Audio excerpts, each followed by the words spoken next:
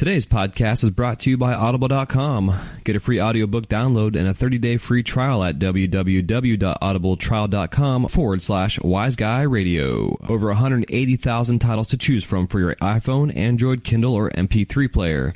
That's at www.audibletrial.com, AUDIBLETRIAL.com/WiseGuyRadio. This is the Wise Guy Radio Show, a podcast dedicated to educating and inspiring through conversations with today's top talents in the world of glass. We will be dissecting their journeys in hopes to deliver actionable content that you, the artist, can start implementing now, helping you grow not only as a creative spirit, but also a successful artistic entrepreneur. With a little organization, relationship building, and your artistic ability, you can obtain greatness. Climb aboard, whether an artist, retail owner, or enthusiast. We have a ton of fun in store for you. Welcome to the Wise Guy Radio Show.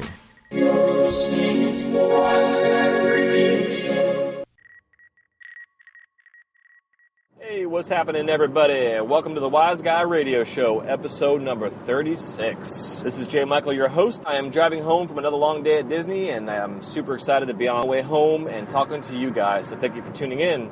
This show is dedicated to educating, inspiring, and entertaining all of you out there in the glass world, whether you're an artist, an enthusiast, or a shop owner.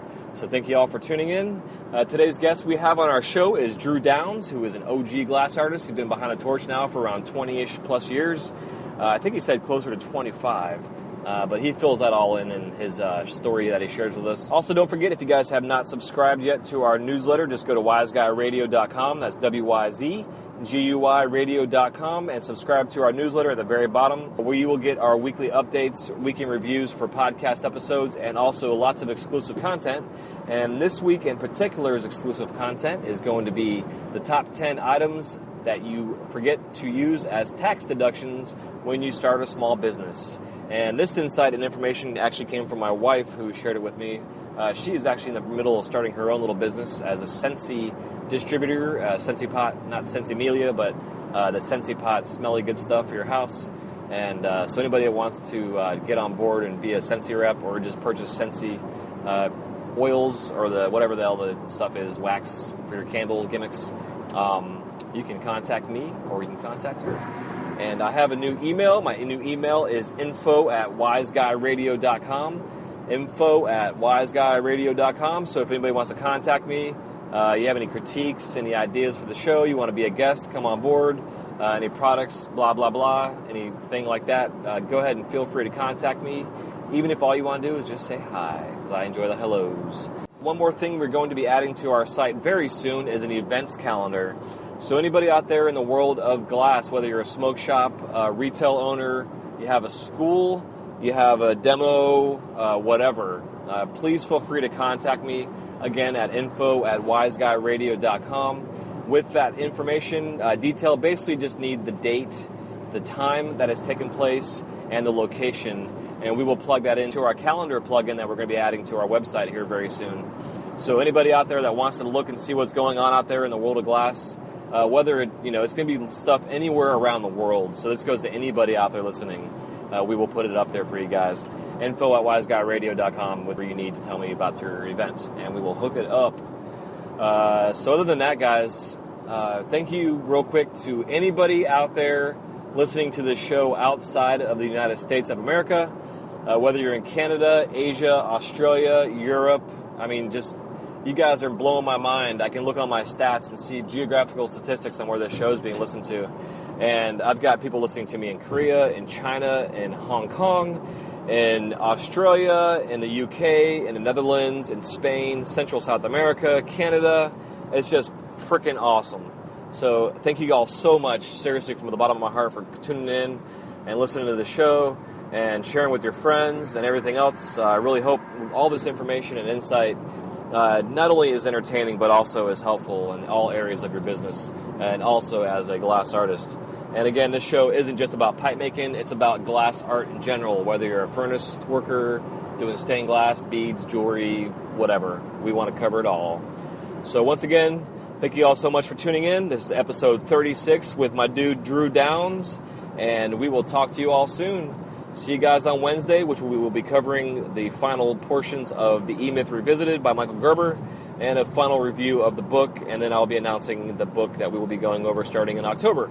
Take it easy. Love you guys. Take care. We'll talk to you soon. Peace.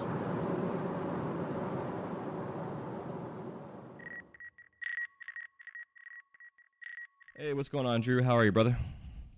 I'm doing well. How are you today, Jay? Pretty good, man. Pretty good. Stoked to have you on here on the show because I've admired your work, bro, for a long time. Whether you realize that or not, I've definitely know your stuff, and it's fun to have you on the show to discuss your long OG experience in the glass world and your influences and what have you. And if you want to kind of go off and start off with letting us know kind of who introduced you to the torch and how you got started and what really brought you to becoming a glass artist. Right on. Thank you. I appreciate that and all the support. Thank you. Yeah, man, absolutely. My name's Drew. It's Drue and Downs. That last was kind of given to me by an old friend, but anyway, that's a long story.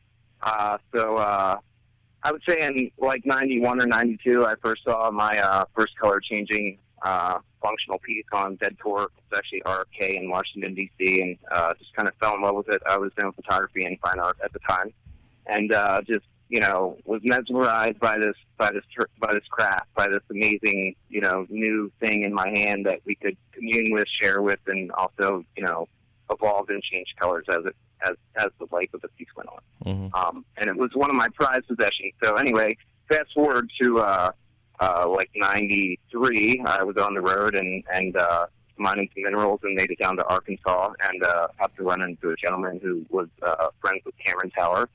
And had gone to Zen meditation school with him, and I, after talking with him, let him know I was on my way out west to try and meet Bob Snodgrass and his crew to learn how to blow glass. And this is something that a journey that I really had focused on and was trying hard to get out west. So we called him in Arkansas on the phone, little weird, town in Arkansas, as far away from that scene as you could get, and actually talked to Cameron on the phone. And the next year I was out in Eugene and called him back up after he invited me out there when I was on the phone with him in Arkansas. Went back out to Eugene and called him up and met him at his shop. He was working with Bob Batcham at the time, and this would be 1994. They were at their shop, Fox Hollow, in Eugene, Oregon. And they were working together and pioneering some of the new techniques and new styles of pieces that we all kind of take for granted today. I just found out recently that they had only been working maybe a year by themselves and had been they had only been working about 2.5 years when I met them. And of course, when I met them, I thought they had been working a lifetime. Just magic they could create, in front of my eyes. So I remember one late night, me and Cameron were sitting in the shop, and he busted out this giant one-piece Sherlock that you could cradle in your arm like a giant saxophone and watch that be made in front of me. We set it in the kiln. About an hour later, we pulled it out, watched it cool down on top of the kiln. I remember using that piece while it was still warm to touch my lips wow. from out of the kiln. And, that was honestly what started the fever for the fire inside of me. Huh. That experience. So I was lucky enough to get a couple lessons and be able to hang out with those guys for a number of months, like 94, and do a little prep and a couple, I guess today we would call them collab pieces. Back then we were just kind of working together, and I was kind of learning and getting lessons and pointers.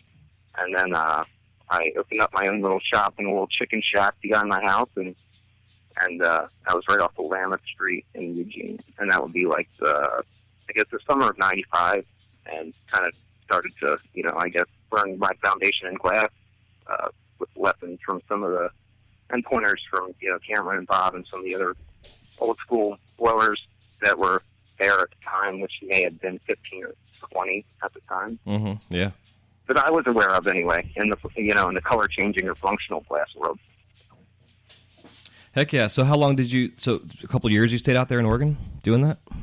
Yeah, I was out there from 93 till, I guess, the fall of 95. I had kind of bounced around in houses in the fall, hung out with old friend Jay Harris a little bit and worked with him and lived with him a little bit. And then, unfortunately, police ran up on the house or something happened, and I was back to couch surfing again, and I got a call from Mom my brother that Mom wasn't doing well. She has lupus and might not make it, so packed my book bag up and my stuff and hopped on the plane and headed back east to Pennsylvania, where I'm from. Huh. So did you go back to Pennsylvania and start doing glass again, or did you put that on hold for a while? I did. Yeah, I did. As soon as I came back, my parents had a nice commercial building. They still had their business, the plumbing business. My dad, 94 and a third-generation master plumber. My mom's 70. She was an antique dealer.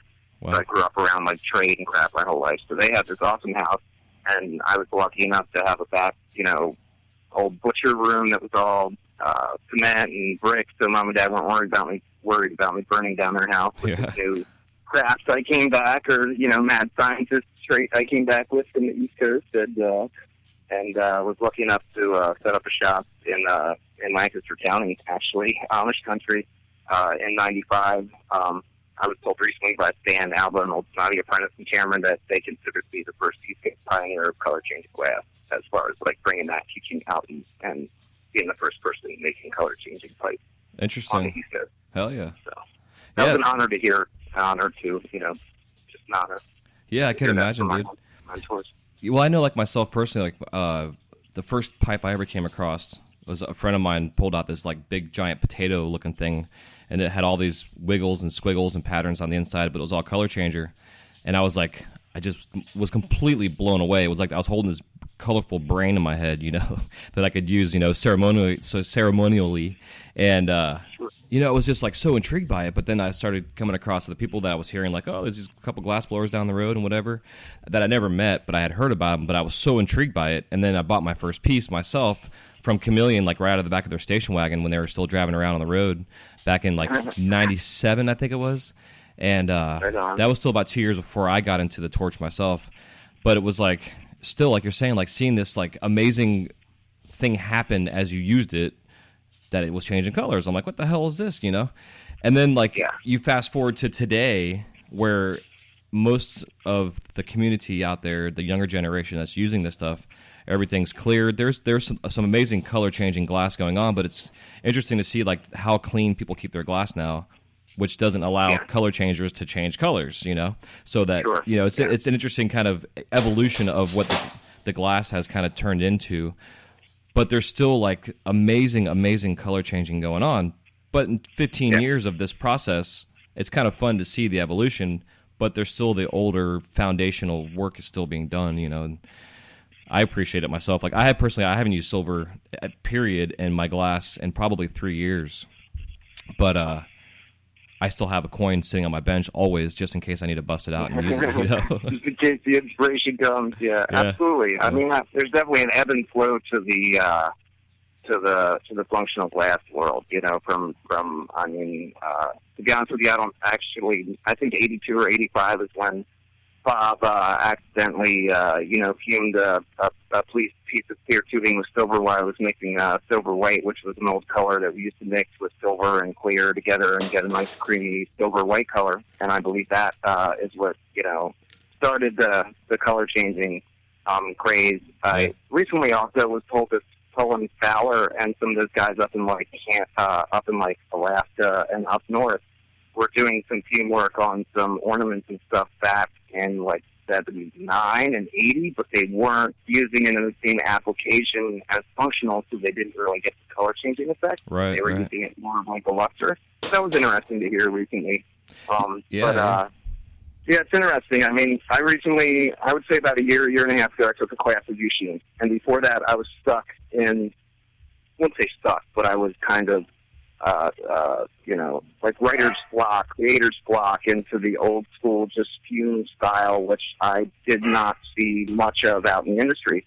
So it wasn't getting, much of a positive response. People weren't understanding it. They didn't really know about it, things of that nature. It wasn't out there, so it wasn't getting appreciated, I guess. It's funny how that happened. Yeah, but anyway. It sure is. So I would say about a year and a half ago, I took a class with Yushin down at the Heat Base in Virginia. Shout out to the Heat Base crew. They're no longer there anymore, but so that was an awesome class. I learned so much awesome knowledge. I'm kind of fast forwarding a little bit here, but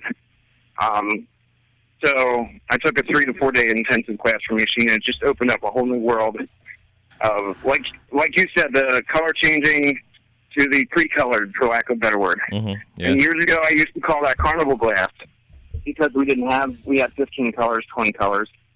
And then slowly over, I would say, like, I don't know, 97, 98, 99, into the 2000s, it started to evolve into more colored glass. Instead of just clear glass, it was our palette, like a canvas. And we had gold and silver and very few colors to paint with. Is how I kind of, would describe it to somebody who doesn't really understand glass very well. And then fast forward 5, 10 years later, and the technology caught up, and, then there were 50 colors, and there were 100 colors. Now, if I'm not mistaken, there's 300 to 350 different colors out there that we have to choose from in America alone, I think. Yeah, we're approaching the soft glass world. So yeah, it's amazing. Pretty awesome. Yeah, man, because, I always say, too, like, I remember back when, jade green was around, it was, like, the worst color ever that never worked on anything. Jade? Yeah, the old jade green, That's like cancer. Yeah, dude. God, horrible. I hated that shit. Now you have, like, 15 different shades of green, it's pretty cool.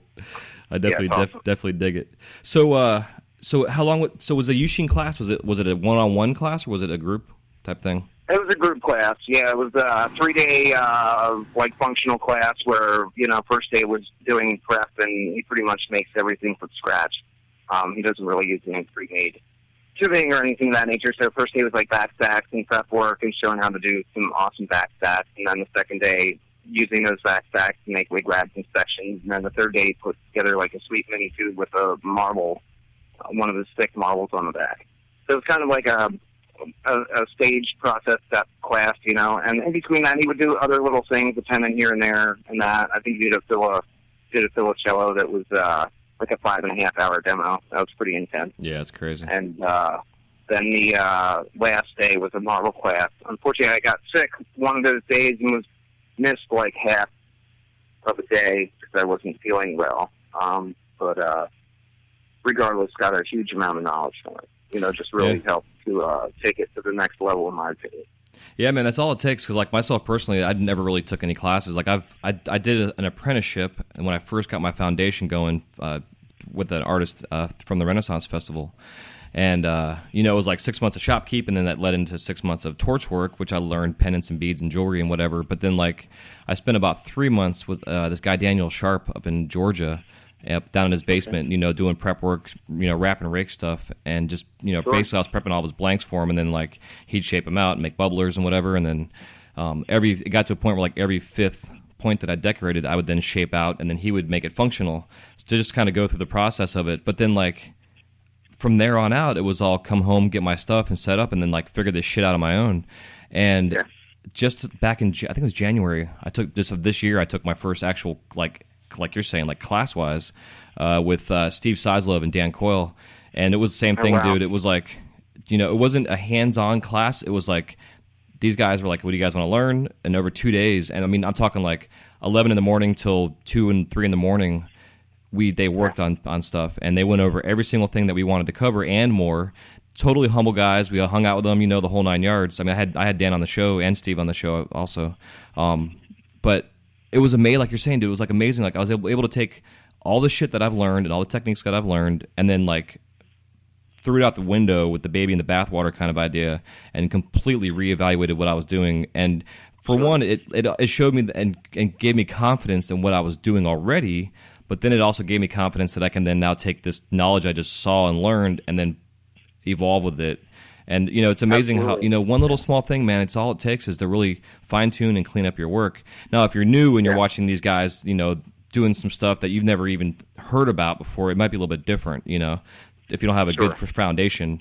But for, like, yourself and myself here, it's like, we have this background, and then you get this extensive class, and it's like, it's like the old dog, new trick kind of thing, and then it wakes you up, and it's like, holy shit, I have this whole new area, it's just endless. And that's one of the things about glass that I love, man. It's like, it's beyond the sky being the limit. It's like the universe is the limit. It's like there's just anything and everything nowadays we can do with glass. Looking at like Banjo and some of these guys that are doing network stuff, and like it's fascinating to see where things have evolved, going from Snodgrass and the color changing pipe. I mean, even Bastrom, like I remember seeing a Sherlock he had made that was like my buddy Daniel actually taught me the basics. He had a Sherlock, and it was like this mountain scene that had trees on it, and this little snowboarder jumping out of the trees, and like at the bottom of it was like this little deer, like really crazy. My favorite piece that I had was the snowboarder piece. Right? Like super fucking detail. Like holy, like, and this is like, almost 20 years ago. Like how in the hell did this guy do this? And now you see him on Instagram posting stuff that he's doing now. It's like he's still in the game, you know? It's cool. It's cool to see the process and see these guys that started and are now evolving as we evolve. You know, I mean, I know Sodgrass is still doing skulls and stuff, but he's also evolving with the technology. So it's, absolutely, bro. They're doing these giant, handheld skulls that take 3 to 4 people to execute. Yeah, now exactly. in Boro, with the furnace and stuff. It's pretty awesome. Yeah. And the age he is and the inspiration he still brings to the game, bro, is epic. Yeah, it's fascinating. It is fascinating. Yeah, I mean, I would agree. Just a little history there. For those that don't know, Bob Batcham read a National Geographic on Sherlock, and in '94 he pushed the first flat mouthpiece full bend color changer Sherlock, and Cameron was the inventor of the first one-piece bubbler, and that was like '94 as well. Cameron and Snotty with the torch that. With the torch Dan K brought out, they had done other one-piece bubblers on like a national with an 8-hole tip, but the Carlisle really changed the game for a lot of people. Like you're saying, the technology, just how everything evolves, bro. From the basic hand torches and hand tools and colors to the, more scientific torches to the colors that are more focused towards the creative lamp workers to the scientific world. Us bringing ground joints over from the scientific world into the functional world. There was a time where I used to say glass was limited to what you could do with glass. Now I would say 10 years later that glass is limitless. Mm-hmm. Completely. And that's just my opinion. But 21 years on and off the torch, I don't know. Yeah, dude, I think it's fact. I mean, look at the MIT video this guys just posted where they're using a freaking glass printer to create vessels. Yeah, the 3D printer with glass. Yeah, but that's awesome.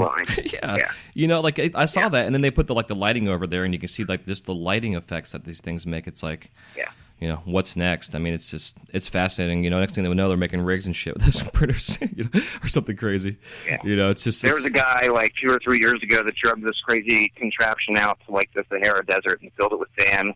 Had this giant magnifying glass on top, and he was kind of 3D printing glass with sand. So the sun would superheat the sand through the magnifying glass, and layers and layers and layers, he would fuse the sand together and then end up with this crazy kinetic type sculpture out of fused sand. And but it's awesome to see what the MIT guys did with the actual technology and the computer science and just the way the world is kind of going. Yeah, it's kind of scary.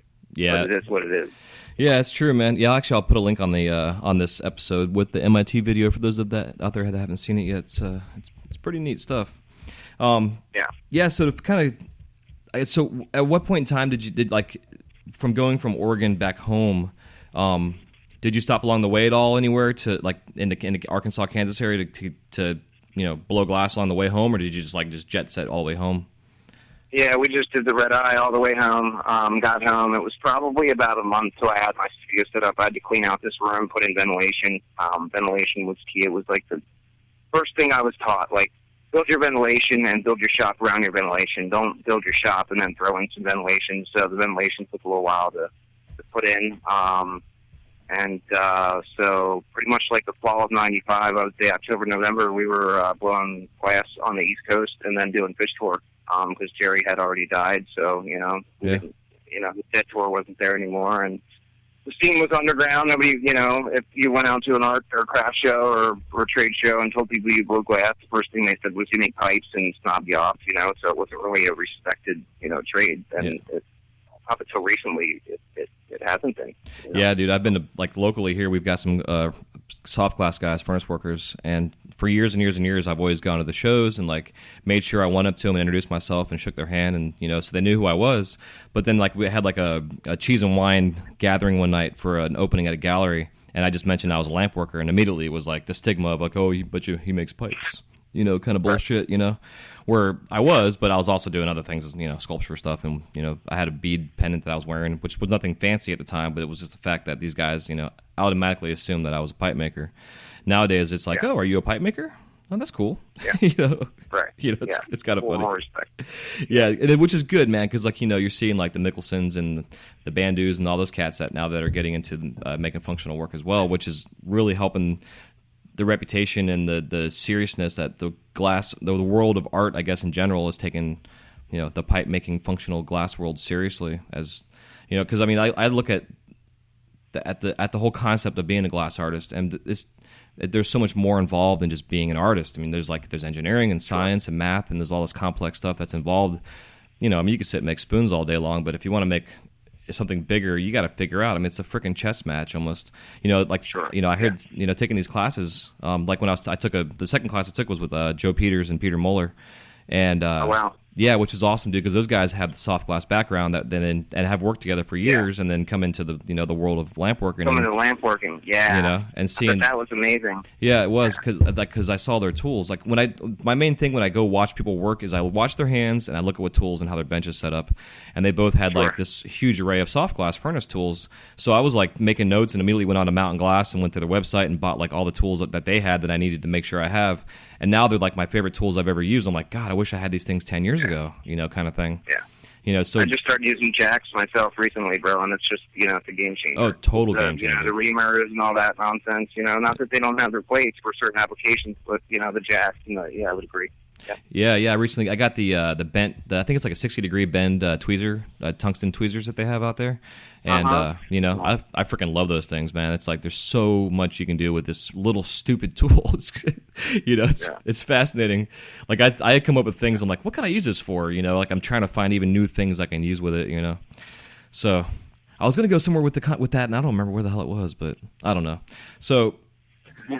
Yeah, dude. So, like, have you gotten yourself into any trade shows or out there in terms of like the marketing of your work wise? Not getting back into it. Yeah, I have. Real quick, you were mentioning Bandu and those guys. I just did a collab with Bandu. Actually, I was out at AGI for like a week. It was the last AGI Art Glass Invitational out here in Western Pennsylvania. Yeah.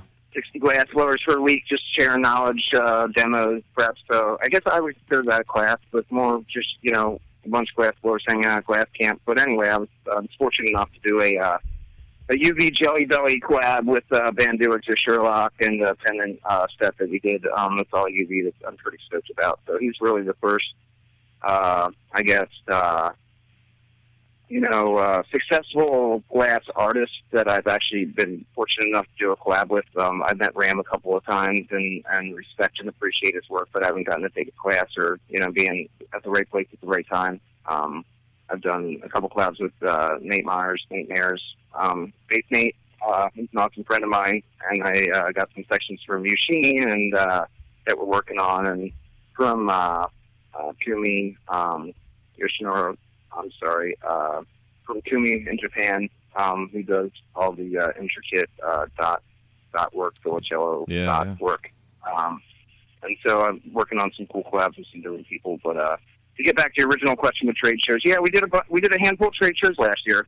Up until, I guess, kind of to give in a nutshell, came back from the west to the East Coast fall 95, and I moved glass pretty hard up until 01. We moved to Vermont. Up in 97, I was in northern Vermont, raging up New England to 01, 02 when 9/11 had closed down a little gallery and a business I had and the house I was trying to buy and stuff, and came back to PA and got into corporate America. And 2011, I started blowing glass again full time after managing and working in retail and corporate America. And so we did the trade shows because I had heard good things, saw the movie, Degenerate Art that Slinger did. And those guys are awesome guys. Good crew, by the way. We're close to them, about an hour away. And so I listened to some other glass blowers that were successful and took their advice. Trade shows are the place to go. So we, did a couple trade shows with shared some booths with some people that didn't really work out as far as the partners we had, which, it's just hard to bring two heads together that have never worked together at a major trade show and just agree on everything. So we had great response at the trade shows. We did Age mostly. Eric and Ellen are great people, and I like the fact that American Glass Expo, there's no half topless ladies trying to sell me detox drinks and blah, blah, blah, blah, blah, you know, and which, hey, there's a place for all that, and people need to be able to get that for their stores, for their businesses, but for what I do, I just don't want to be, you know, it's just what I choose not to be around. Yeah, exactly. So Ager School, we did Vegas, I guess, in 2013, and that was probably the best show we did. Then we did Colorado in 2014. We were out there for the Cup and out there for Big Show, and then we had a booth at Age, which was the end of all three. And it was a great time. We met some cool people, but just didn't get the orders and returns we had hoped for. And then we did Age Baltimore, which was cool because it was close to home on the East Coast and met some East Coast stores and things of that nature. And I would say it's a great opportunity to get your name and your face out there to stores and galleries and retailers, which is, you know, I would say 50 to 75% of our main business and drive that helps us get our name out there and helps us get our work better known. And to be honest with you, they can reach a lot more people than we can individually, you know, in different parts of the country. Yeah, I agree. So I think it's a great opportunity for people, just the money we put out for the booths at each of those events, flying out to Vegas, driving out to Colorado and back hotels for, you know, a week, blah, blah, blah. It's just monetarily, it just didn't work out for me as a small business owner. I wasn't getting the return I need. So. Yeah, it makes sense. Yeah, I've always preached that, though, the idea of even if you just go one time to do it, that you're more or less you're paying to go advertise yourself in front of a large audience. Sure, you know, sure. It's kind of companies spend millions of dollars to advertise. So if I spent $10,000 last year to advertise at 3 trade shows, that's cheap in the world of business. Yeah, you know? and it's a tax write-off too. Mm-hmm. You know, which is nice. Absolutely, you know? absolutely. Now we are hoping to do Age again in January in Vegas. I'm on the returning artist waiting list for the Artist Arena, which I've been trying to get in for like two or three trade shows. We've always been in like the production area or this area, which just isn't quite catering to what our niche is, I guess. It's me and my wife that make everything in-house. We use only American and German supplies, and, you know, we make everything in-house. So I don't have a team we don't have a lot of production. I have, you know, maybe 2 or 3 items in a production line, and as far as functional stuff, you know, 2 or 3 items in the production line as far as art stuff. But other than that, everything is more or less, I'm not going to say one of a kind, but it's more unique. You know what I mean? Everything's a little different than that. Yeah, for sure. I always call that stuff high-end production, even though you're not making, you know, 10 an hour, but you're still, you know, you may make 5 of the same looking thing, but they're just all a little different, but they're higher end. Absolutely. You know. I would agree with that, yeah. We did Champs. We went to Champs in Atlantic City last year for my birthday. That was cool. I mean, I met some cool people and reached out to some awesome new galleries and stores and some new networking opportunities and connections, and got some cool glass from Golden Gate and Austin Black Crow tubing and some new Illuminati tubing they had a while ago. And so, I mean, to go back to the trade shows, I would definitely suggest to anybody in the industry, check them out. You know, it won't hurt. It will only help. It just, in my equation, with, you know, we do a lot of direct sales, retail. It's just, you know, time, money. I just chose to focus elsewhere. That seems, you know, for my niche. So. Yeah, absolutely. Yeah, even if you just, you know, go by a hotel and just go out there, just, you know, because like I haven't done them myself yet, and I was thinking about this year of just going to it just to see the show itself, what it's all about. Go through the process without actually setting up and selling my glass. Yeah, you just need a business card and a business credit card, bro, and you can register as an artist or as a buyer. I mean, and you know, hey, you can always use a new nail, or we can always use a new this or that. You know, so it's like you said, it's great. It's a great opportunity, and it's free as far as getting in. If you're just, you know, going, it's just the expenses of getting there at the hotel. But yeah, all you need is a business card and a credit card and a business credit card to, if I'm not mistaken, 99% of these trade shows and events to be able to get in. Yeah. Right on. Good. That's good to know. And, you know, and also like the idea of doing like local craft shows and stuff too. Like they're not always monetarily beneficial, but it's always nice to be able to get it out in front of your local community as well. That, you know, to see, you know, as an artist and what you're doing, you know, obviously not necessarily bringing out functional stuff unless you're living out in like Colorado or something, but, you know, it's nice to be able to expose yourself. But, you know, like we had talked pre-interview that, you know, some of these higher end art shows are sometimes more expensive than going to a freaking trade show out in Vegas. And then your return is like nil to none even, you know, like you spend thousands of dollars and you may make like $50. on some things. And have you guys had that kind of experience with doing the local art shows? Yeah, but I mean, like you said, it's important to get your name out there and educate the public about, glass and the craft and the trade, and that it's handmade, and this isn't mass-produced, and this isn't, made in a mold. This is, made by two hands, and blood, sweat, and tears created this, So I think it's important to access all demographics and the kind of, for lack of a better word, crossover. I started doing hats recently with John Gala, who's a pretty well-known UV and glow-in-the-dark hat maker out of Jersey, and we started doing some collabs with that. So that's a whole new demographic and market that's not necessarily functional, but it's still wearable art, I guess I would call it. Yeah, absolutely. Yeah.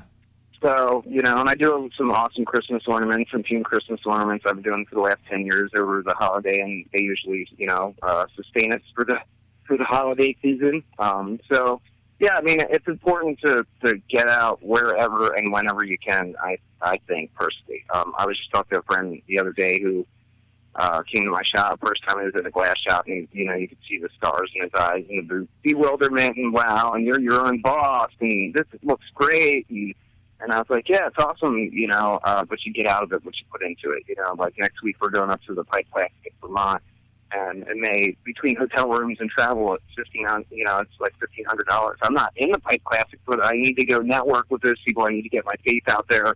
I'm taking a case of glass up the full tank in Vermont, which I've been dealing with them since 97, but hadn't in a number of years. So it's awesome to be welcomed back into one of the first, galleries in Vermont that really kind of propelled, the glass and help promote the glass scene, for years.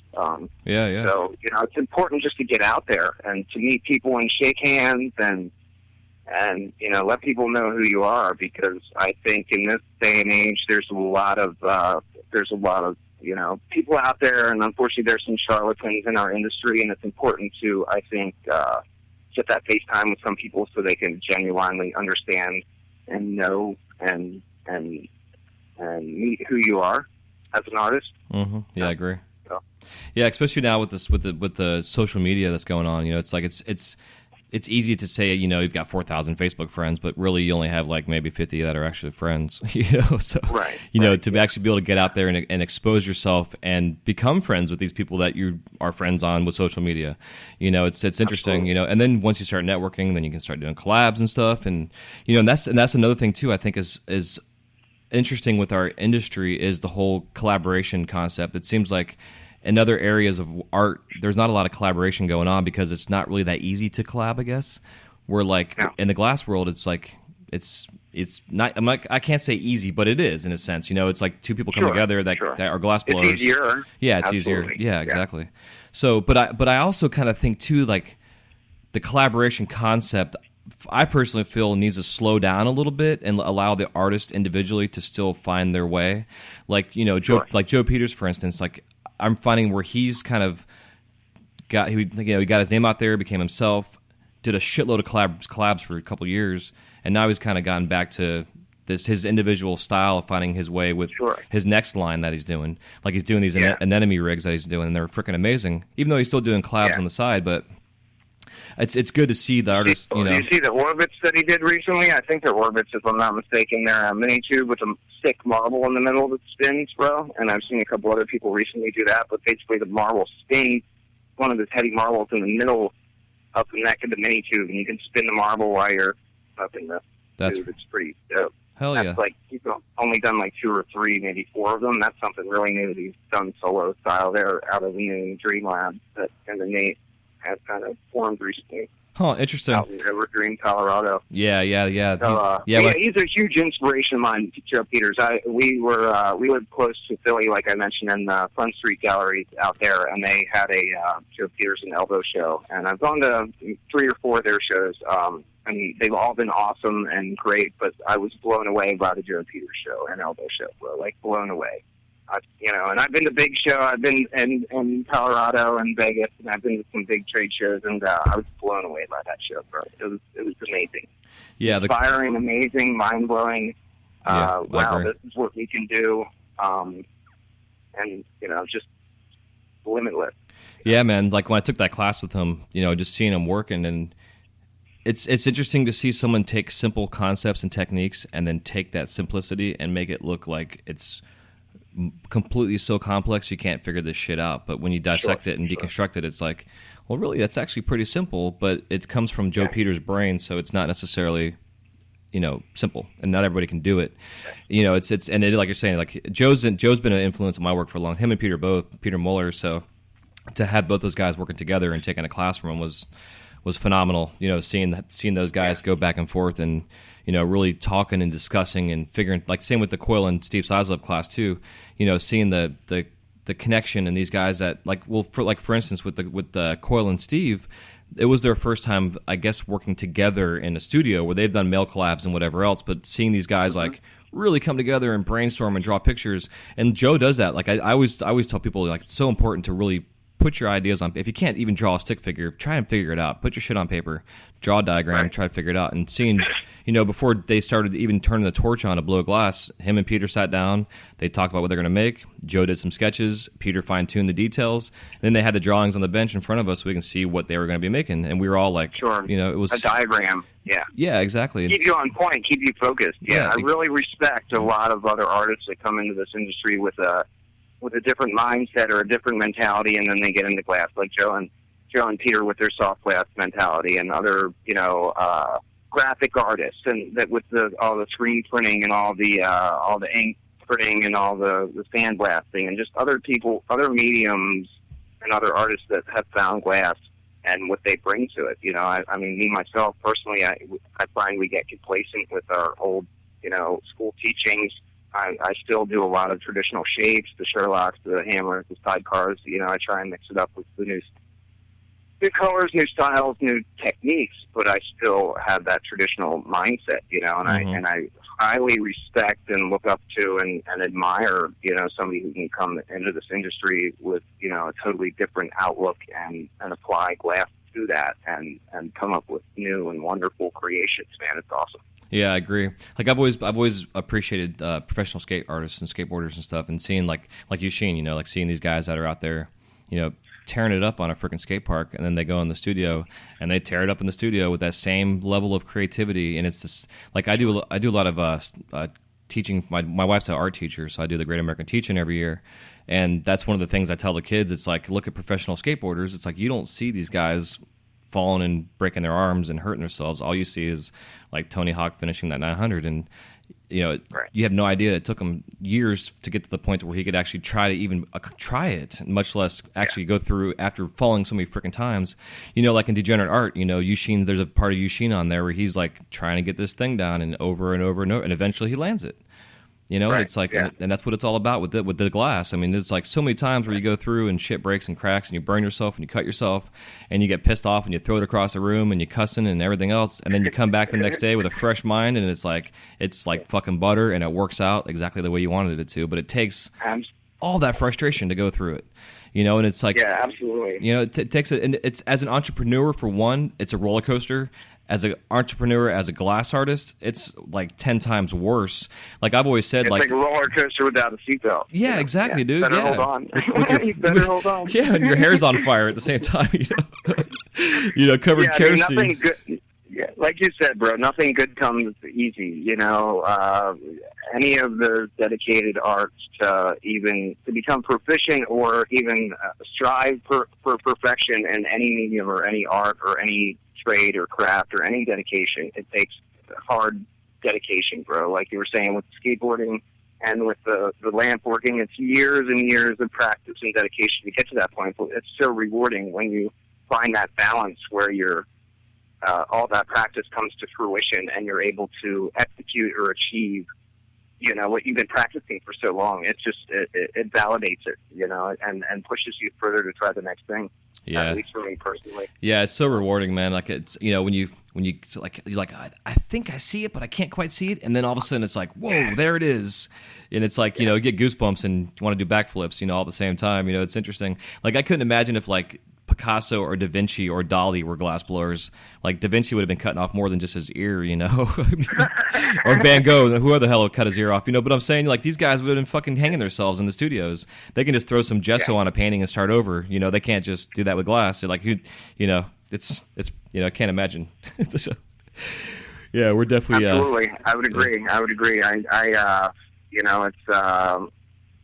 It's interesting how one can, that light bulb moment can happen, like you said, and it just all kind of comes together. Hours make powers, they say, Mr. Lee says. So I would agree with that. The more you practice, the more you put into it, the more you focus and just try again. Like you said, one day you'll have that light bulb moment and it'll validate it. It's kind of interesting, like we were talking before with like self-taught class artists, and then you take a class, and then it's interesting and fun and growing to work through those problems yourself that may take you 6 months or a year to figure it out if you're just a self-taught blower. But I think, like we mentioned, that one class or that one video online or that one meeting with that glass blower at that one event that was able to explain it or just show it in a different way where you understood it. It's the power of this industry to teach and show and share with each other that we didn't have the capability, the opportunity, or the ability to years ago. Cameron Tower, my mentor, says each one teach one, and I would agree. That's the mentality we see today. That's awesome. There used to be a glass curtain, they used to call it, where glass was very secret and techniques were very secret, and it was hard to, just because you knew a glass blower didn't mean you would be welcomed into the shop, and a lot of people were scared that we would steal ideas and things of that nature, and other people would take ideas and whatever. And now that mentality has kind of changed 360, and I think it's helped the industry grow a lot more than maybe it kind of held it back before, for lack of a better word. Yeah, I agree. I find too, though, what I think is the most important part of that is that if you are new, that you shouldn't just assume that someone's going to show you something, that you almost have to earn it. You can't just have like this, I deserve it because I'm a glass blower. Like, you got to earn that shit. Like, I mean, there's so many, respect is earned, and I would agree. Yeah, it's not given. Yeah, absolutely. And it kind of goes back to last night. I just recently got a new studio set up, and my brother now is working with me, and he's been behind the torch for, I want to say, almost 5 years now, and it's mind blowing to see. He's 23 now, and it's interesting to see like the stuff he's getting paid more for his pieces than I am, kind of thing. Sure, his progression. Yeah, and I'm not going to say it's because I showed him, got him started, but I gave him a good foundation. But he's busted his ass and like took classes and spent a shitload of money on learning these techniques, and he's found his way. But like I'm in the middle of making this custom, and I was at a point to where I had a couple different, because you know how it is. There's like 4 or 5 different ways of getting from A to Z. And we sat last night, got our heads on straight and spent about 30 minutes drawing pictures and brainstorming on from the A to Z process for me to finish this piece that I'm going to go finish here after we talk. And then like out of the nowhere, he's like, I got to show you this right now. And so like he went and showed me this whole new concept, because I said the word double bubbler, which you really don't see those anymore, but he showed me this whole new thing I never even thought about. That was a technique on doing a middle can for a double bub. Just using 2 pieces of glass instead of using 3 as like a downstem kind of thing. And it was like complete mind blowing. And it was like I couldn't stop thinking about all the different things and pieces I could make using that technique. Getting into Klein seals and like all the other scientific stuff. But it was neat, because he's only been behind the torch for so long, but has this amazing energy and drive and creativity and wanting and perspective. And being so excited to like be like, dude, I got to show you this right now. Kind of thing. Like, I'm like, show me. I'm going to turn my torch off. I'm going to come over here and you're going to show me, kind of thing. So it's pretty cool to see that. But like you're saying, dude, like when I started, man, a couple guys here in the town locally that were trying to get me to help them out, and I didn't really have necessarily a good business acumen at the time, and we all kind of step on toes at points in times in our careers, but we were all young. Nobody's perfect. We all make mistakes. Yeah, exactly. But try and right our wrongs. Yep. But it was still that same mentality. Like, I'm not going to show you anything because I'm afraid you're going to steal my ideas and you're going to become competition. Right. And then I had a buddy of mine. I was trying to figure out inside outs, and I kept burning my hand. Because my blowpipe was getting hot. I'm like, okay, what do I do? So he's like, well, just do this. And he took a wad of toilet paper and shoved it in the fucking mouth of the blowpipe. Shoved it in the end. Like, even the pressure out. Yeah, and created a vacuum and no more hot hands. I'm like, Yeah. That's all it took. You know what I mean? You know, like I was doing like decorating the outside and then cutting and flipping and like, you know, folding it inside out and all kind of crazy shit just to make inside out stuff. And it came out looking really cool. And I've actually thought about going back to some of those old techniques to where I'm at now and trying to, you know, that. But that's all it takes, man. It's like one person to show you one little thing, and it's like, man, sure. It just changes everything. Yeah, absolutely. Yeah, the drive and the creativity in this industry with certain individuals is amazing, bro. Like I was mentioning earlier, I went to AGI and it was like 60 glass blowers around. Adam Villarreal did a demo. JC Harold did a demo. Amazing stringer, pulling stringers out of stringers the size of hair, thickness, and drawing with that. Just mind-blowing, amazing, new eye-opening and awakening techniques that just, you know, further and broaden the horizons and my toolbox full of techniques and tools that I can now, you know, use to create something different, you know, and that's a beautiful thing, you know. Yeah, there's not a lot of that in other industries, you know, that at least I'm aware of, you know. So do you find at times you still struggle with the whole production idea of like where we had back in the day, like, you know, crank out a shitload of pieces in a day to be able to survive? Like, do you still find yourself struggling with that at times ever, or are you past that at the point where like you're able to really focus on not having to make all of that kind of stuff anymore? No, we still have our moments. We still, you know, I got to make 250 warnings right now for a store, and it's taking me a hell of a lot longer than it should because it's you know, I don't have my head around it. You know, I'm not motivated to make all that 250 of the same thing over and over and over again. I mix them up a little bit, but you know, it's back to that production mentality that, you know, I'm not going to say I ever get above or beyond, but it's you know, they're good fundamentals to go back upon and practice upon. But you know, anything in 250 or 500 gets daunting after a while. Yeah. It's that whole make 10 a day for, you know, 2 weeks. Amongst everything else kind of deal. But, yeah, I mean, we still have to do production work. I mean, unfortunately, or fortunately, you know, hey, glass is selling here and there. So it seems production work seems to be the bread and butter of the majority of shops on the East Coast. You still have head pieces that I would say it's 60-40, 40 production, 60, you know, where I do one of a kind, or like production headies or actually headies, I guess, to use kind of borrow your term. Yep. You know, where I'll make 4 hammers, make sections in one day and put them all together the next day. So, I mean, I'm still spending, you know, an hour and a half, 2 hours on a hammer, which I probably shouldn't be, but I'm all about seals and holes. And if it's not perfect, I'll fuck it up trying to make it perfect and have to start all over again. It's still something, and 21 years later, I still struggle with, you know. I want to fix it. And sometimes you just got to let it do what it wants to do.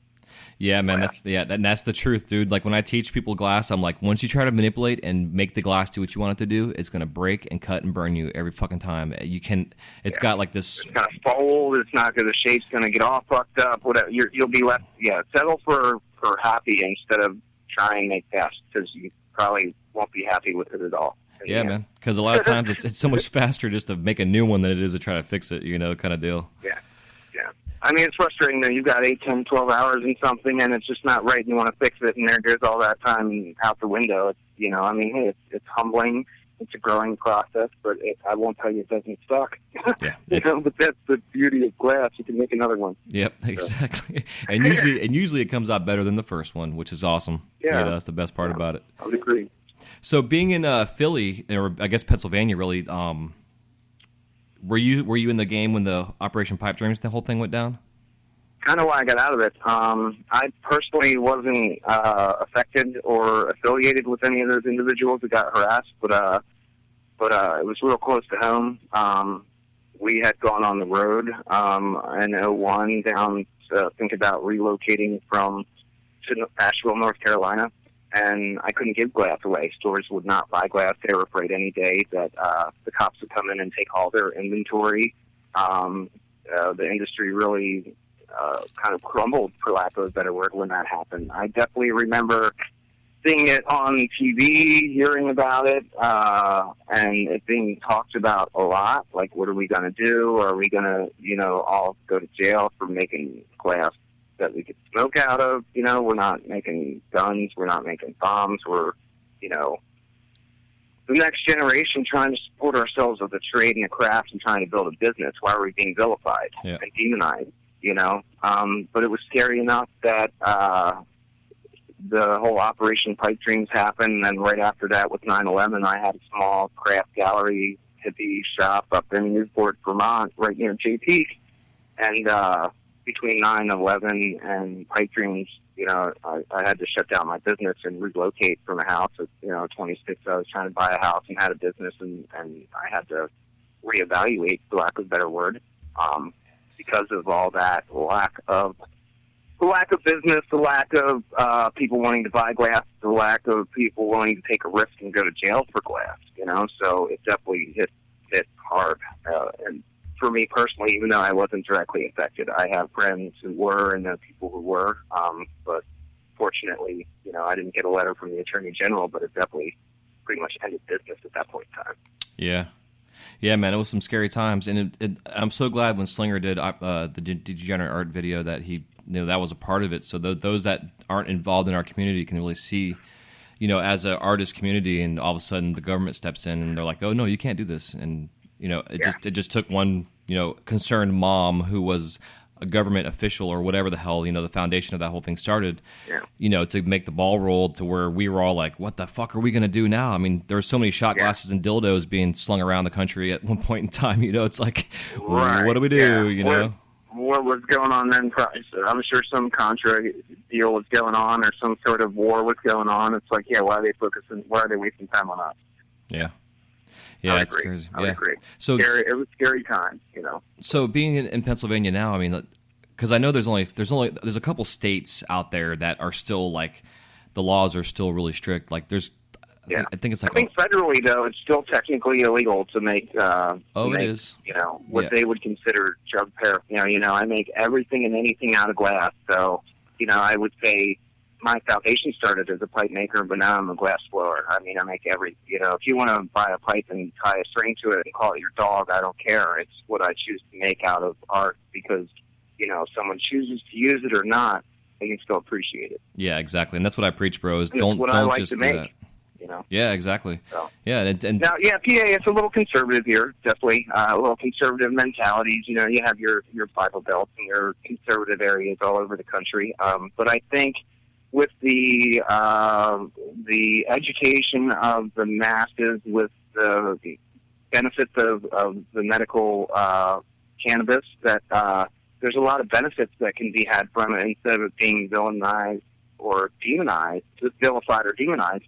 And so slowly, I think attitudes are changing. My dad, who's 94 and a World War II vet, he can appreciate, when I show him a piece for $500 or $1,000 or $2,000, that it's art.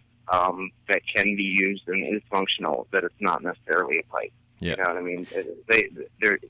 The blinders are off, for lack of a better word, that, it's accepted as art now because it's just not a $50 spoon anymore. You know what I mean? I mean, sure, they're out there, but that's not, I would like to think that's not what the majority of people think when they think of glass anymore. Yeah. You know what I mean? Yeah, I agree. Yeah, we're not making crack pipes. Right, yeah. I mean, I remember in 94, I was at the Saturday market in Eugene showing somebody a dread bead, and I dropped it and it broke, and the old man next to me, "Oh, you dropped your pipe and broke your pipe." I said, "Man, it was a bead I was showing my friend. It's not a pipe, And so that attitude nowadays definitely changed a little bit, but I remember that moment vividly, and I think we've been fighting that my whole career on and off. That mentality. But you can't educate everybody. All you can do is do your best to try, and you can't change anybody's minds. You can just hopefully open them up to it, and maybe they'll change their opinion if they are closed-minded enough to want to look at anything like that. Mm-hmm. I mean, I don't know. That's just my personal opinion. Yeah, I mean, PA is cool. We got a cool scene going on in Philly. There's a lot of art galleries. You got Piper's Row with Elbow, Matt, kind of a friend of mine, and Germ, know him a little bit, and Slinger and Coil and all those, and Jobs and all those guys are out there. So I think they're helping to put PA on the map for glass, and just the art scenes in most of the towns around here is being revitalized. So unfortunately, we're seeing a lot of, I think everywhere, the art's being taken away from the schools and the infrastructure because the government just doesn't know how to manage their money properly, and so I think people are starting to realize we're losing that, and they're starting to embrace the arts again, because technology's kind of taking over, and we're losing some of our core culture and values, I think, personally. Yeah, I agree. And I Absolutely. think art and glass is part of that culture. I mean, art's part of every culture, and I don't know. Times are changing. Yeah, especially back like in the industrial age in this country when, like the Midwest was like the home of glass, like Ohio especially was like a huge area for glass blowing, between the Blinkos and glass and things. Yeah, it's like it's crazy. And then you see, there's slowly as the economy changes and things go overseas and whatever else, like these companies are slowly going out of business. But then there's this new wave of glass coming in, like when Chihuly came back and started Pilchuck and really got the whole home studio movement going, and it's cool to see the evolution from the 60s into 70s into where we are now here almost 45, 50, 60 years later. And with technology and everything else, it's just like it's like I don't know if you had your hands on it back in the old uranium glass that was out back in the day, back in like the late 90s, early 2000s, and the glow stuff that first came out that was like, this stuff kind of sucks, but now it's like the glow glass is out there now, and it's like, man, this shit's badass, we've been messing with uranium since like 97, 98. Recently, that's like what I've been started to kind of do is blend my old school color changing style with some UV, so I call it like color changing UV. So it still changes colors like the old school stuff in a new school pattern or style or functional, piece. But then you hit it with a black light, it's a whole other world. And also I've been doing black light and glow, so like you hit it with the black light, it glows UV, and then you turn the light off, it has like an afterglow. Heck so yeah. That's something I've been working hard on for the last 2 years or so, and just recently I would agree the last 6 months to a year with all the new UV palette and UV reactive and UV reflective and not so UV reactive glass out there and everything. It's cool to see all the changes and all the new products and material that we can use to, make even more awesome creations that just are a whole other world. Some people, it's hype, I guess, to some people, but, everybody's had at one point in time in their life a black light coaster in their room with a black light, so it's just kind of like everything makes a full circle or evolve. The ebb and flow is coming back in a different way. Yeah, exactly, dude. And I'm going to jump on it. I got some kind of marketing things I'm working on myself for some products I'm going to be releasing here at the first of the year that has to do with all that black light fun stuff, because everybody's going to start getting into having black light dab rooms and everything else in the process. It's interesting. When you see like where everybody's going with it, like it's neat to see the black light technology just alone. The small, like I guess it's a dental flashlight that is a black light flashlight. And my brother, he when he does these shows, he always has his little flashlight out, and he's like hitting his pieces on the table with the black light, so people can see as they walk by that the shit glows. Yeah. And it's huge. Yeah. It's a great sales technique. It's neat to see it. They're cheap to buy too. You can buy a pack of like 5 black light flashlights for like $20. So like what I do is if you buy I'm not going to give you a $5 flashlight with $20 piece, but if you buy a decent piece that is UV reactive, I'll throw in a black light flashlight. You can also get the little keychain ones. I carry one on my keychain, and so it's becoming more commonplace. I mean, people are like, I don't want to carry another thing with me, but you carry a battery, you carry a torch, you carry a lighter, carry all your other crap with you. It's just another thing that adds to the mix, and if you don't like it, cool. If you do, well, that's awesome. And, not everybody has to like everything. That's the beauty of the world. It takes all kinds of crazy and wacky and wonderful things to make the world go round. That's right. And all kinds of people. So, especially in this country. Cool. I would agree. Have you started? So have you gotten your? No Facebook, no Facebook representatives. Oh yeah, man. The crazy world we live in. Yeah, it's a good time. So, TA's cool. It's easy to breathe. We got good food. We got hardworking Amish here, man. And we're central. I'm an hour and a half from Baltimore, an hour and a half from Philly. I'm pretty central to everything. So, cool. Mom and Dad are here, so that's why we're here. There's definitely other places in the country I prefer to be, but, I'm here for my parents. They helped me, grow up and be the person I am today, so I feel, a responsibility to help them and give back to them because they're not able or capable anymore at this point in time. Yeah, man, that's awesome. I love to hear that shit. That's amazing. That's, I wish the more people in our society had that mentality. Yeah. Whether they're giving back to their not parents. everybody's parents were great, I mean, I had great parents, this is and true. I was fortunate enough, but they're still, regardless, are the people that brought you onto this earth, so there should be some level of respect there, I think. But Yeah, whether it's your parents I or... understand if there's not. Yeah, exactly. Yeah, I agree, man. So you want to talk a little business here? Get into some Sure.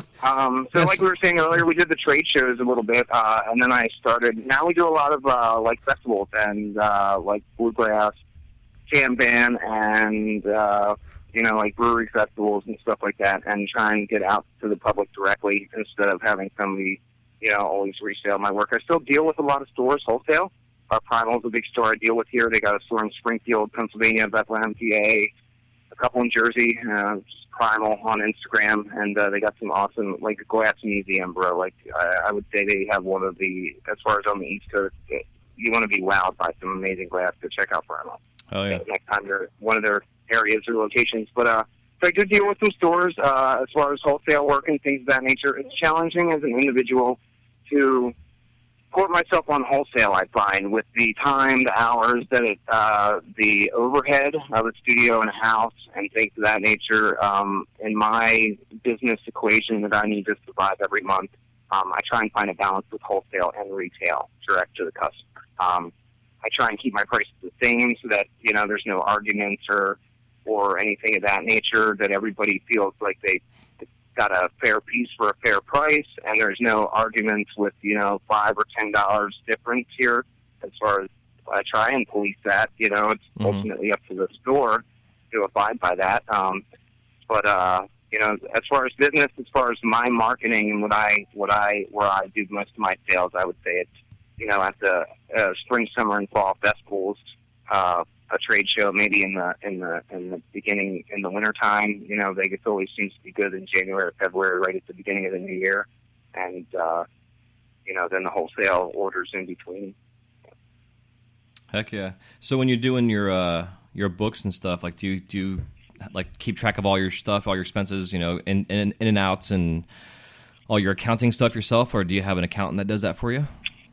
I do have an accountant. I got an accountant about 4 years ago. I've been paying taxes on my business for the last four and a half years, ever since I transitioned over from working in corporate America. I think that's important. Uncle Sam wants their money, and I just think as a business owner and an entrepreneur, it's just, the right thing to do. It makes it easier for me to have an accountant where I can kind of keep track of my stuff quarterly, and then I can go give it to her, and she helps me navigate the laws and the things I can write off and should write off and things I shouldn't, and just kind of some guidance there. It's a cheap way to get some great knowledge and keep myself at least as positive as I can with the bureaucratic system that we need to do as far as business.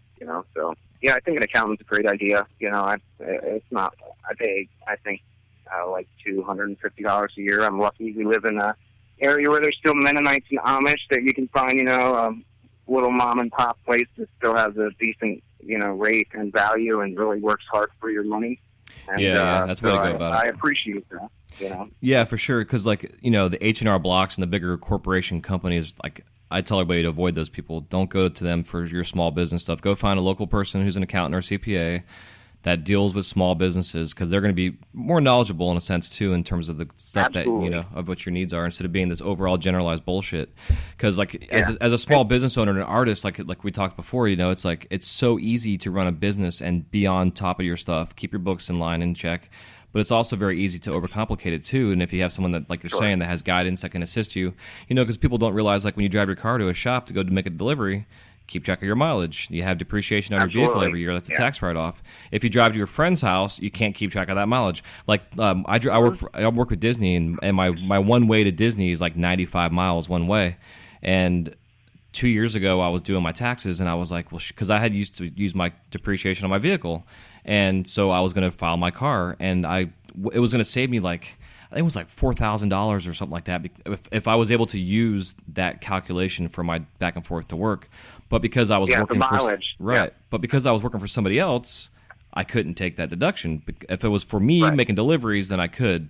It's an interesting thing, but to know that, to have somebody hold your hand and guide you through that, not only is it going to save you from getting audited, but it's also going to save you potentially a lot of money in the end too. Absolutely, yeah, it'll save you all the way around. Yeah, I'm fortunate enough that my brother's been in the car business for a number of years, so I have a conversion van that I use my work vehicle, and then we have my wife's personal vehicle that we use for running errands or whatever. So cool. I'm fortunate enough to have dedicated one vehicle just to work, just to haul an oxygen tank. We use it when we go to vendor festivals. I mean, so it's a little easier for me to keep track of mileage with that, but I agree 100%. It's so important and so easy to, just have this local individual guide you. I mean, heck, with nowadays technology, just Google it. Local small business, CPA, accountant, taxes for small business, and, look for don't look for the big names, just look a couple down and, make a call and tell them what you do and see if they can help you. And you'd be surprised with things you can use in your business to help you that you can grow and write things off and pay taxes, and it can be beneficial all the way around if you know how to do it right, But like you said, it's so easy to overcomplicate it and feel overburdened and overwhelmed with it. I'm still... two things I lack in my, character defects are time management and organization. So unfortunately, I'm not as organized as I would like to be. But, as long as I'm able to keep all my receipts in a file box and, I try and do them quarterly so it doesn't get out of control. Mm-hmm. And it makes it manageable, and it allows me to grow and have a house and support my family as a business and hopefully, continue to build an empire. So. Yeah, exactly. I'm not affiliated with them, or they're not a sponsor, but I always talk about this. I use an app called FreshBooks. It's an online cloud accountant, and it makes it really easy to... FreshBooks? Yeah, FreshBooks. Yeah, FreshBooks. Okay, yeah, we used QuickBooks for a while, but, go ahead, I'm sorry. Yeah, no, it's okay. The QuickBooks is nice, but I find QuickBooks... has so much on there that we don't need that it's easy to get lost in the weeds, Where with overcomplicates it. Yeah, big time. Where like the FreshBooks thing, it's a real basic invoicing system. So you put your invoice in there, you can categorize what the items are and stuff, and then it does all the stuff for you. But you can also link it to your bank account if you have a separate checking account for your business, so you can then import all your expenses, and it does everything for you. It categorizes your expenses into like whether it was like dining or expenses for materials. You can even change the categories and stuff yourself, and then it gives you a pie chart. It gives you profit and loss statements. It also gives you a tax estimate, the whole 9 yards. And the limitation with it is that I think I paid $30 a month for the one that I'm using. And they have a thing that's set up to where you can have active customers. So, like, if you have a distributor that you sell to all the time, that person, or a specific smoke shop, or even that's a regular customer, you can keep them as an active client. But if you have, like, a sale that's just like a out-of-the-blue thing, you can delete that customer and put them in an inactive file, but they still keeps all their information there. I think it limits you to like 20 active customers at a time. But what I started doing was I created a generic customer in there, because it also requires you to put an email in there for the customer, because you can actually email them the bill, and then they can pay the bill themselves. They can pay it with the PayPal or a debit card or whatever. Oh, wow. Which is awesome. Yeah. So, but the nice thing is I do. Sounds like it really streamlines the process. Oh yeah, Absolutely. yeah, it really simplifies it. But by creating the generic one for myself, because my problem is I'll get orders in, and because of all the different areas of communication nowadays between the Kicks and Instagrams and Facebooks and text and emails and smoke signals and handwritten letters and everything else, it's hard to keep track of everything. So I immediately go into this thing and I open up my generic client and I put the order in, and I'll put a little note, and there's like a note box you can put. So I'll put the actual customer's name in the note box, and then I print the receipt, and then I have the receipt on my income stuff. And it's really helped me stay organized and on top of stuff where I haven't, because in the past where there's been like, man, I've been waiting three months now. I'm like, oh man, shit. I honestly forgot you ordered this. I wasn't paid for it or anything, but I hate that shit, Yeah. It hasn't happened in a long damn time, but it has happened in the past. So I had to take care of that to make sure it never happened again. And I came across this FreshBooks from another show I listened to. And but there's a couple different variations of that out there that are, you can use them. There's like, I think Intuit has a couple different variations. Like there's but it's the way to go, because it's nice because it's portable. You can have it on your phone or on a tablet or on your computer. and it's fully accessible, so you can go to shows and keep track of all your shit. Just as really simple ways of keeping stuff. Like I have that sounds awesome. Yeah, dude, I recommend it to anybody. I would love to bring him on as a sponsor with as much as I talk about it. But whatever. But like I mean, that sounds like just you have all your invoices that will help your tracking of your business. It will also help your customer service, your order return, the whole 9 yards. I mean, to kind of touch on some other subjects like customer service and quality control are like two very, very important things in my mind that we try and treat every customer with the highest respect and appreciation, because if it wasn't for them, I wouldn't be here as an individual being able to run my business and support my business. So I like that idea where you can keep track of your orders, you can keep track of your expenses. It's a friendly reminder on your bench. Hey, we got to call these guys today to let them know we're finishing up the order, getting ready to pack it out. It's just that's awesome advice. So thank you. Yeah, absolutely, bro. Anytime, absolutely. Yeah, man, I'm gonna with our website, we're gonna have a whole list of links of resources and things that you can use to simplify, this kind of stuff. I'm even gonna have some PDF forms to download just to keep track of, real simple, write down your ins and outs for the week. Or one of the things I preach a lot too, and I don't know if you do this yourself, but like we all have our knockoff buckets on our bench, for scraps and stuff, and I keep all that shit and I try to, if not weekly, once a month, depending on how fast I fill it up. I know how much my bucket weighs, and I've written that number down, and then I weigh my bucket before I throw it out, and all that glass in that bucket's a tax write-off. I mean, it's all loss and waste. And it's an easy way to keep track of that kind of stuff, because we're limited to a certain amount every year we can write off. But we can write off, correct? But if you can get to that number, go ahead and get to that number. I mean, if it's a real number, go ahead and get there. So I have Is it different in every state? I'm not aware if it's different in each state, or is it I don't know, sure, honestly. I know the laws apply differently in each state, but I think it's federal tax. Yeah, and I think with the federal thing, because with like being in Florida, we don't have a state sales tax. I mean, we don't have a state tax. We have sales tax, but not the state tax. At the end of every year, which is why a lot of millionaires move to Florida. But so I think it's a federal, IRS thing. But, anytime something breaks, just keep track of all that shit. I have a bucket in my studio, which I hate seeing it because it's like my graveyard, more or less, for the year. But it's a pile of shit in there, and that's either stuff I can reuse potentially, or if it's going to go in the garbage, I know I can go through it and weigh it out. And I'll do like, I have... That's brilliant. And, if you write down like a basic average for what clear would cost you or what your color cost you, and do like a 75-25 ratio of clear to color or whatever...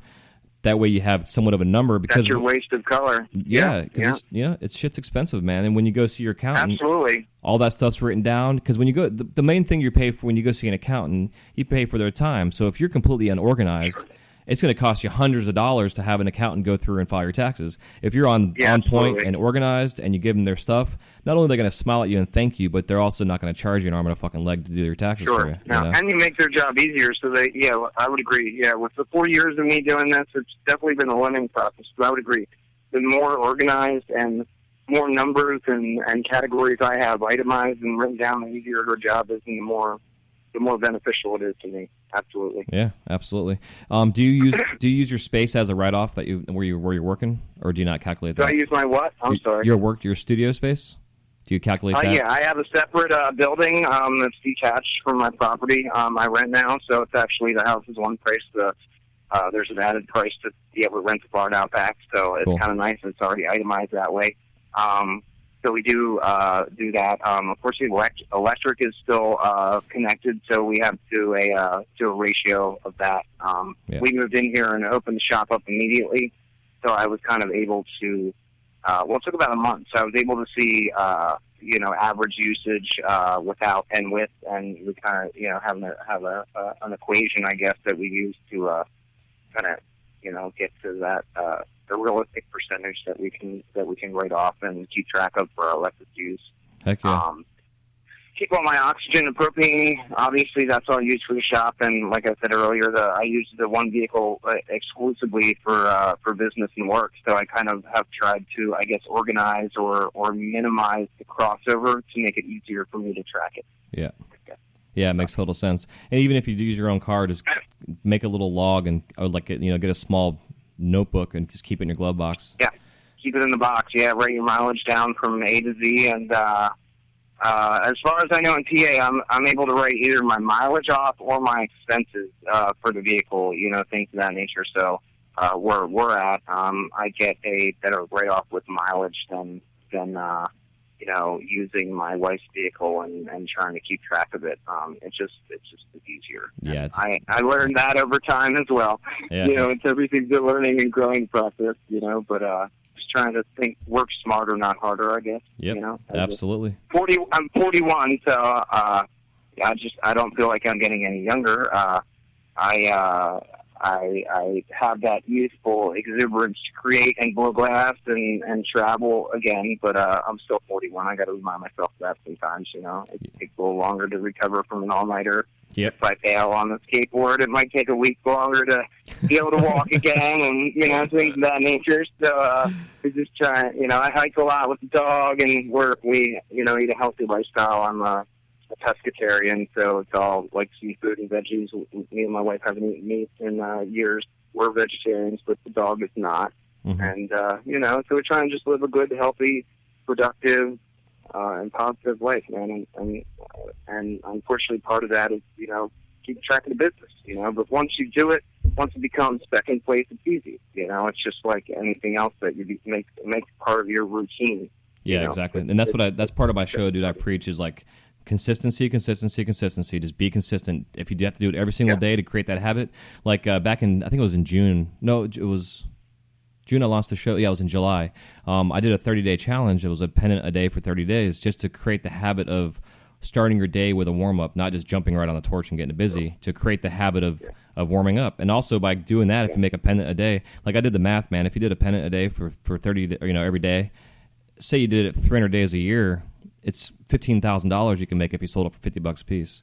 Oh, look at Salt, bro. I know. He's a prime example Holy of that, shit. bro. He does a pod, he does his podcast, doesn't he? Or his pod it's or something of that day. nature, and it's pen in the day, bro. Yeah, I mean, that's a huge inspiration. Man. So, he's right there. Yeah, Salt, I'm going to bring him on the show too, because he's not only a creative, awesome guy, but his business acumen and his way he thinks about things as a teacher also, he's changed a lot of things that are going on in this industry that for the better, and oh, absolutely. Like we've done the math. I'm not going to say numbers, but we've done the math, dude, on what he's doing. You don't even want to know. It's fucking, it's crazy. He's a young, smart business model. Man. Like we mentioned, it's a smart business model, and it broadens it out. And not everybody can afford a headpiece, but most people can work toward the pendant flow. I mean, I personally, as a glass blower, can't afford a lot of the heady work I like or would love to own, but I have a nice pendant collection, and I'm proud of it. Yeah, same here. Yeah, I would agree. Yeah, no, that's awesome. Like you said, I once upon a time learned I think it's 21 days to break a habit and 7 days to start a new one. So that 30-day, is key, bro. Yeah. You need to implement that new, routine for that 30 days, bro. And it'll become a habit, or to break a habit. Trying to quit smoking cigarettes now, and that's a little challenging, but we're doing our best. Hell yeah, dude. Well, good luck with that, brother. Yeah, Thank you. that'd be a game changer for sure. Absolutely. Yeah, I've only been smoking about 10 years, but it's still, I'm not happy. I'm paying somebody to kill myself. Yeah. So, I tell people you might as well smoke. It's an addiction, bro. Yeah. So we do what we can. Might as well smoke crack and at least get you a little bit higher. Yeah, it might not just, well, okay. Dude. I agree. Yeah. To a degree. And a little but cheaper. yeah, that's a bad habit, bro. It's, anyway. Yeah. Well, good luck, brother. If you need any help and encouragement, I am all about getting people to quit smoking cigarettes. I will call you every day and say, hey, man, have you had a cigarette today?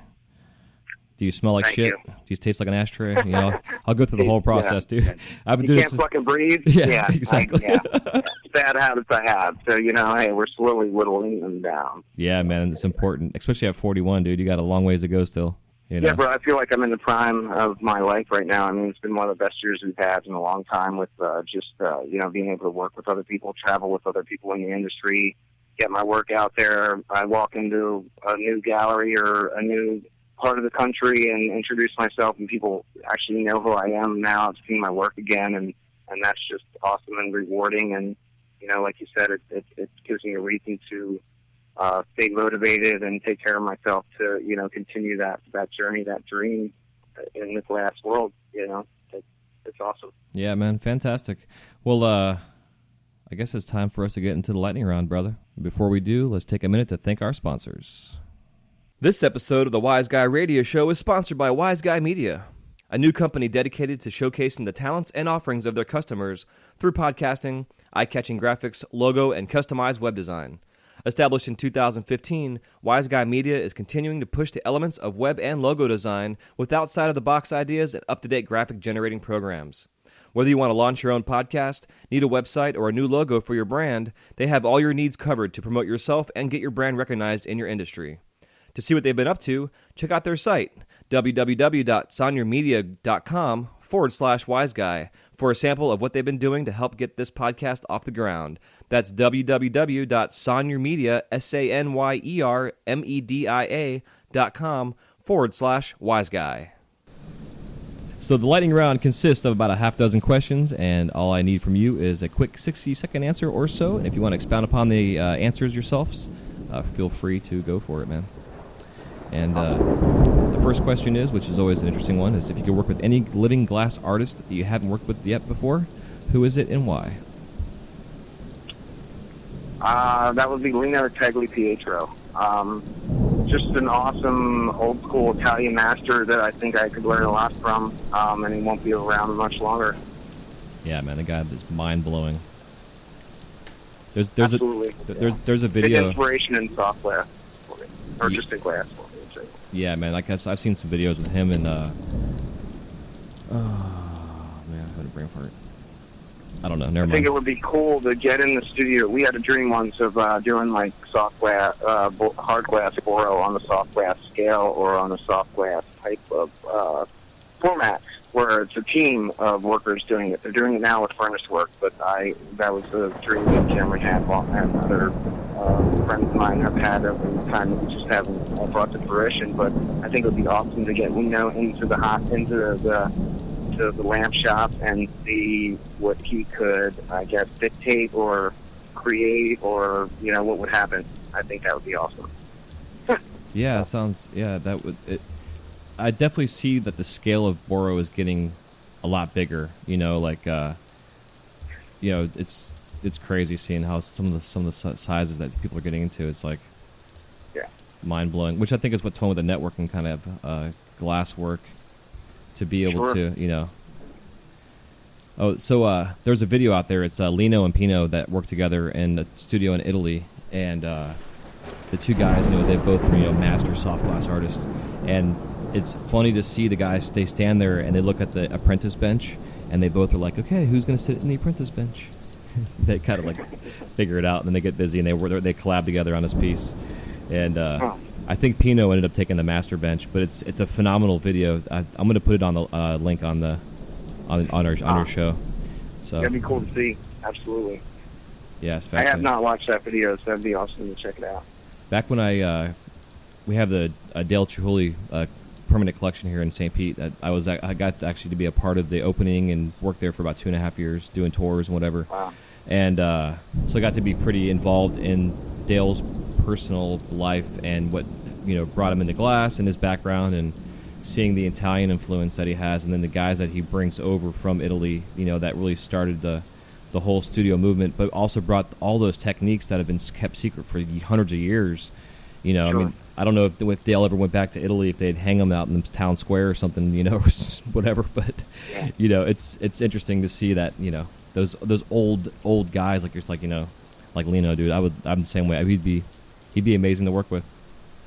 Yeah, I was lucky enough to see Chihuly did an exhibit here in Baltimore back in '96, and I went to his lecture and dinner and saw awesome exhibit. And I've been to a couple other of his exhibits, but yeah, he's definitely a huge inspiration in America for us, for all his glass. And the fact that he kind of directs the team of workers to make these amazing pieces because he has one eye and he can't see depth perception of that nature. Just to bridge those limitations and still create amazing art is wow. Yeah, man. I always considered it to be he's like the conductor and composer for the orchestra, kind of idea, and Absolutely. and the orchestra is creating his art. It's fascinating, and a lot of people out there have this stigma against him because he's not the creator anymore. I've seen the guy with Blown Glass, bro. He made some amazing work, back when he was able to actually physically do it. It's so I have all the respect in the world, but he's also a very interesting human being in general. And when we had him at the collection, when he actually came to visit, they told us we got him at a good time because he was in a great mood. We had a little after party with him, and I sat around. He actually went pretty awesome. Yeah, he went to the bathroom to go pee, and I was like, I'm gonna go pee with Chihuly real quick.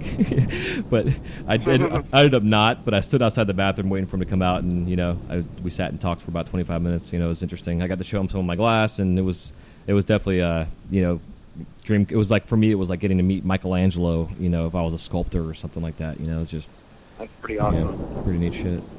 So I was lucky enough to meet Method Man a couple of times. He has 2 of my pieces in his personal collection, so not quite the same as Chihuly, but definitely still that same awe.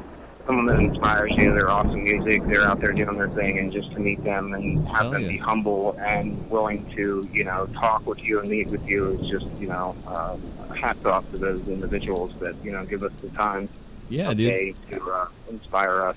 Yeah, I agree. That's how it should be. That's awesome. So, if you could describe the sound of glass cracking in one word, what is it? Fuck. Perfect. What are your top 5 favorite colors in glass? My top 5 favorite colors in glass? Yep. Is that what you asked? Yeah. Okay. I would say Half-Life, Illuminati, Electric Flamingo, Atomic Kumquat,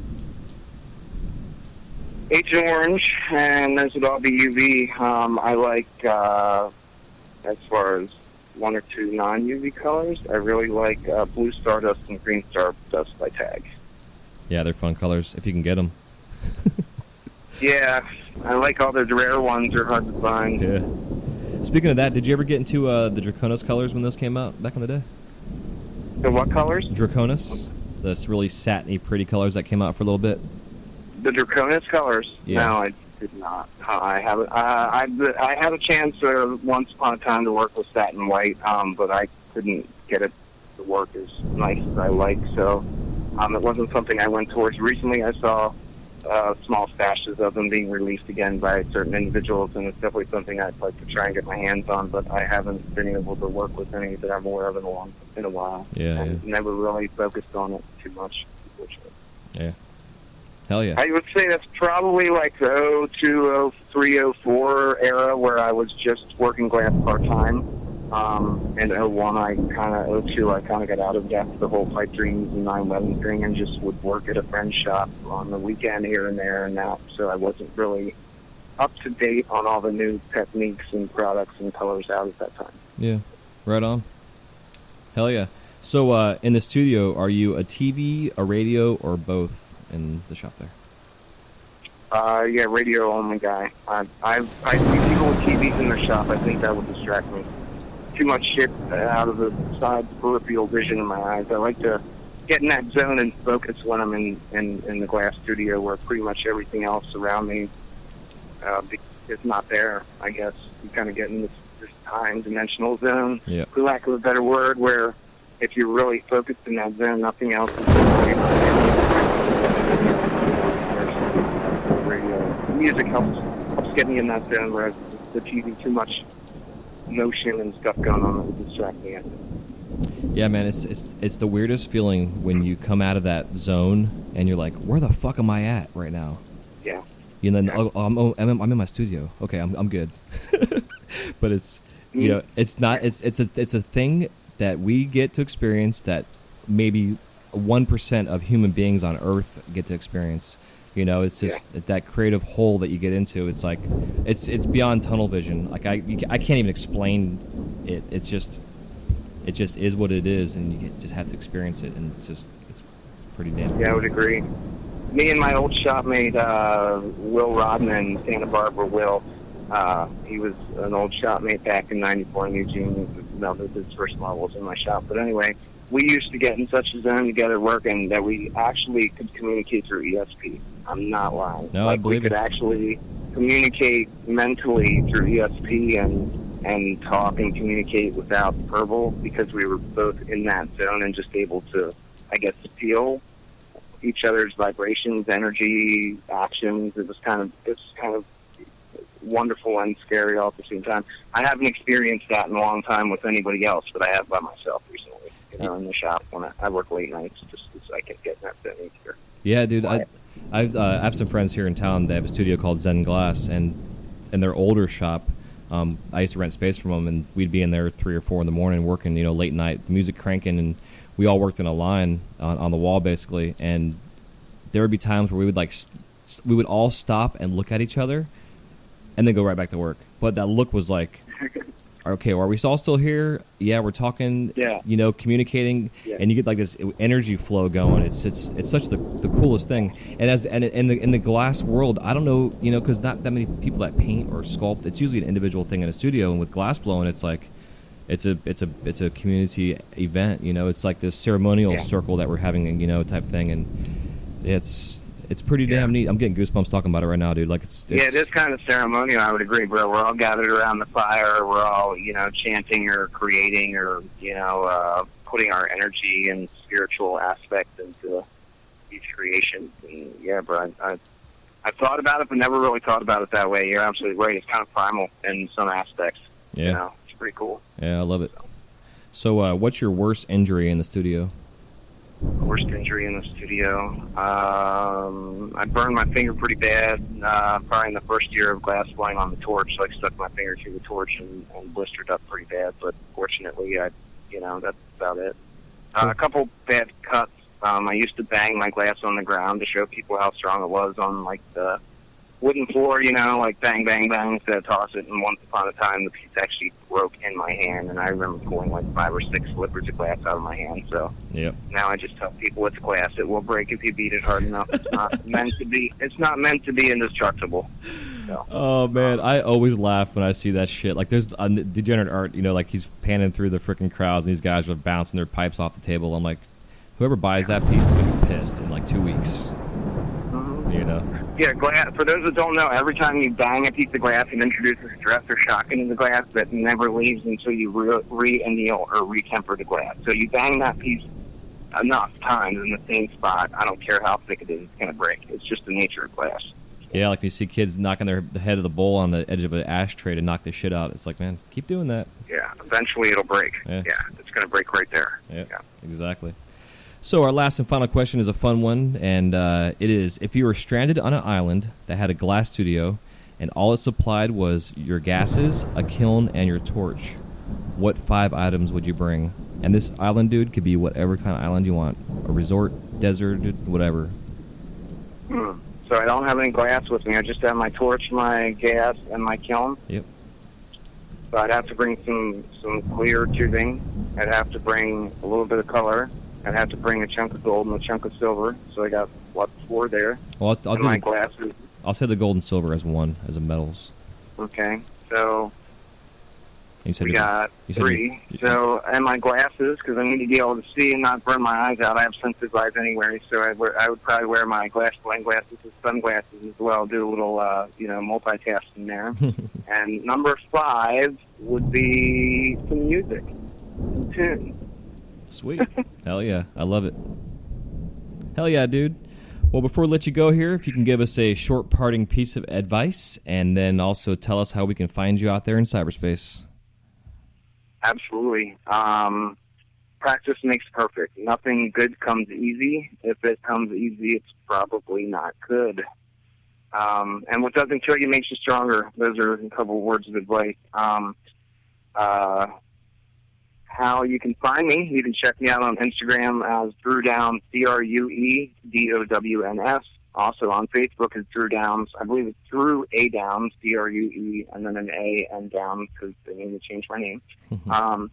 And to contact me directly, you can either email me at at17602@gmail.com or kick Drue Downs, DRUE Downs. My company is also Alchemy Productions. So you can also find us on Facebook. It's Alchemy Productions, ALCHEMY, and then Productions with an S. And that would be the best way to contact me. We'll be up at the Pipe Classic next week in Vermont. kind of hanging out and checking things out. Look for my boxer, Mercury, the dog. He's always chilling with us. He's my service dog, kind of the alchemy mascot. And feel free to reach out to me if you have any questions or any custom or wholesale orders. We'd appreciate it. Hell yeah, man. Well, again, brother, I appreciate it, dude. It's been a fun conversation. And, especially because, we both have journeyed through this whole crazy shit for the past 15 plus years. And so it's always fun to talk to guys that have gone on this journey along with me. And even though you're in different states and in different situations, and, it's pretty cool, man. I definitely appreciate you coming on. Thank you. I appreciate the opportunity and you taking the time out today to do the interview. Thank you very much. Hell yeah, man. Anytime. And hang on after I say goodbye, and then we'll have our own goodbyes. Awesome. So, all right, folks, thanks so much for tuning in, and I hope you guys enjoyed Drew's talk, and we will talk to you soon. Take it easy. Thanks, guys. Flame on. Peace.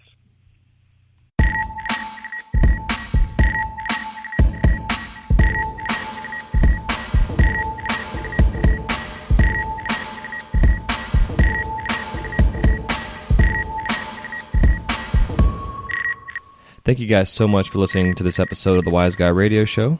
If you have any questions, comments, or remarks, please leave them in the show notes page area where it says comments. We'll see you soon. Have a wise night.